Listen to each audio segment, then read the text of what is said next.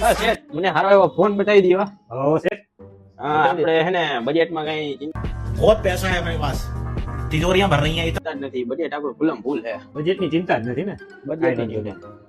હાલ્યો iPhone 15 pro max 256 GB phone બહુ સારો છે. માત્ર ને માત્ર 1.5 લાખ રૂપિયા.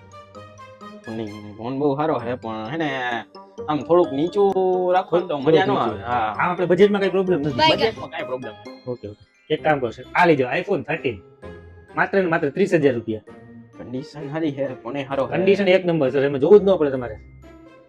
પણ હજી થોડુંક આમ જો ને કઈ થતું હોય તો આમ ખર્ચા પાણી બચી જાય ને થોડુંક. આમ તો જો કે આપણે બજેટનો કઈ પ્રોબ્લેમ જ નથી. પ્રોબ્લેમ જ નથી. બરોબર છે. એક કામ કરો, તમે આ લઈ જાઓ OnePlus Nord 2 માત્ર ને માત્ર 7,000 રૂપિયા. ફોન સારો છે પણ હજી થોડુંક જો ને આમ થાય એમ હોય તો વાંધો નહીં. ભાઈ આટલો બધો ખર્ચો ન કરે ને આમાં, નકામી વસ્તુ પડી જાય તો. હજી આનાથી નીચું, હજી થોડું નીચું નીચું. બરાબર છે. એક કામ કરો, તમે છે ને આ લઈ જાઓ. વાહ. બજેટમાં તમારે બેસી જાય એવું, માત્ર ને માત્ર 1200 રૂપિયા. કાંઈ વાંધો નહીં, પેક કરી નાખો. આ લ્યો છે તમારો ફોન. આલ્યો મારા ડોક્યુમેન્ટ ઈએમઆઈ કરી નાખો. શું કરવું છે?